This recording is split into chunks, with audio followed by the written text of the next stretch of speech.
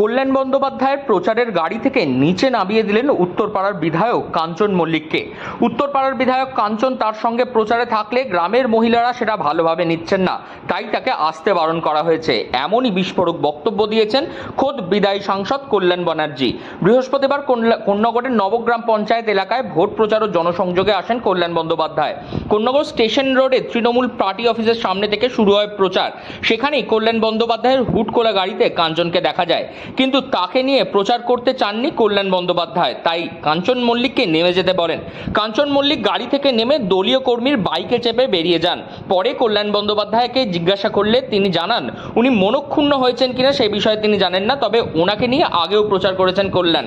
উনি কল্যাণ বন্দ্যোপাধ্যায়ের সঙ্গে প্রচারে বেরোলে গ্রামের মহিলারা সেটাকে নিয়ে ভীষণভাবে রিয়্যাক্ট করছেন, তাই তাকে আসতে বারণ করা হয়েছে। তিনি আরও বলেন যে ব্যক্তি বিশেষের জন্য নয়, কল্যাণ বন্দ্যোপাধ্যায় হচ্ছেন সমষ্টিগত মানুষের জন্য, তাই সমষ্টিগত মানুষকে কষ্ট দিতে পারবেন না তিনি। কোনো ব্যক্তির বিশেষ আনন্দ বা সুখের জন্য কোনো রকম দায়িত্ব তার নেই, তাই যেখানে মহিলারা রিয়্যাক্ট করবেন সেখানে তাকে না নিয়ে যাওয়াই ভালো, এমনটাই মন্তব্য করেছেন কল্যাণ বন্দ্যোপাধ্যায়।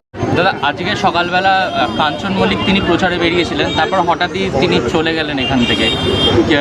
উনি মনক্ষুণ্ণ হয়েছেন এরকম শোনা যাচ্ছে। দেখো, উনি মনক্ষুণ্ণ হয়েছেন কি মনক্ষুণ্ণ হননি আমি জানি না। এর আগেও ওনাকে নিয়ে প্রচারে আমি বেরিয়েছিলাম। উনি আমার সঙ্গে যখন প্রচারে বেরিয়েছে গ্রামের মহিলারা কিন্তু খুব ভীষণ রিয়্যাক্ট করছেন। আমি ওনাকে আগেই বলে দিয়েছিলাম গ্রামে এসো না। আর শুধু আমার সঙ্গে প্রচারের সময় কেন থাকছে? একটা এমএলএ তো অন্য দিনগুলো তো প্রচার করবে, সে তো কিছু করছে না। আমাকে নির্বাচন করতে হচ্ছে, মানুষের মন যা আছে আমাকে তো বুঝতে হবে। আমি তো কোনো ব্যক্তি বিশেষের জন্য নই, আমি সমষ্টিগত মানুষের জন্য। আমি কোনো সমষ্টিগত মানুষকে কষ্ট দিতে পারবো না, কোনো ব্যক্তি বিশেষের তাদের আনন্দ বা সুখের জন্য। এ বিষয়ে কাঞ্চন মল্লিকের সঙ্গে প্রতিক্রিয়া নেওয়ার জন্য যোগাযোগ করার চেষ্টা করা হলেও বারবার ফোন করলে তিনি ফোন ধরেননি। তৃণমূল সূত্রে খবর তিনি উত্তরপাড়া ছেড়ে কলকাতায় চলে গেছেন। প্রসঙ্গত স্ত্রী প্রিঙ্কির সঙ্গে বিবাহ বিচ্ছেদের পর শ্রীময়ী চট্টরাজকে বিয়ে করেছেন অভিনেতা বিধায়ক কাঞ্চন মল্লিক। জানিয়ে উত্তরপাড়ায় তার বিধানসভা এলাকার মানুষের মধ্যেই বিভিন্ন রকম প্রতিক্রিয়া দেখা গেছে। অভিনেতার পাশাপাশি তিনি একজন জনপ্রতিনিধি, তাই কল্যাণ বন্দ্যোপাধ্যায় বলছেন মহিলারা ভীষণ রিয়্যাক্ট করছেন, সেই কারণেই তাকে আসতে বারণ করা হয়েছে। তবে এই নিয়ে কটাক্ষ করতে ছাড়েনি বিজেপিও। কি বলছেন বিজেপির এবারের প্রার্থী, শুনুন। মিডিয়ার মাধ্যমে যে আজকে তৃণমূল কংগ্রেসের প্রার্থী কল্যাণ বন্দ্যোপাধ্যায় উনি উত্তরপাড়া নবগ্রামে প্রচারের সময় ওখানকার যিনি বিধায়ক আছেন কাঞ্চন মল্লিক, ওনাকে নিজের প্রচার গাড়ি থেকে উনি নামিয়ে দেন। এটা বারংবার আমরা দেখতে পাচ্ছি যে উনি তৃণমূল কার্যকর্তাদের সাথে কি ব্যবহার করছেন। গৃহযুদ্ধ, গোষ্ঠীদ্বন্দ্ব, কল্যাণ বন্দ্যোপাধ্যায়ের পোস্টার তৃণমূলের লোকই ছিঁড়ে দিচ্ছে, তৃণমূলের নেত্রী দাবি করছে এটা উত্তরপাড়া, এটা সংবাদ মাধ্যমেই এসছে।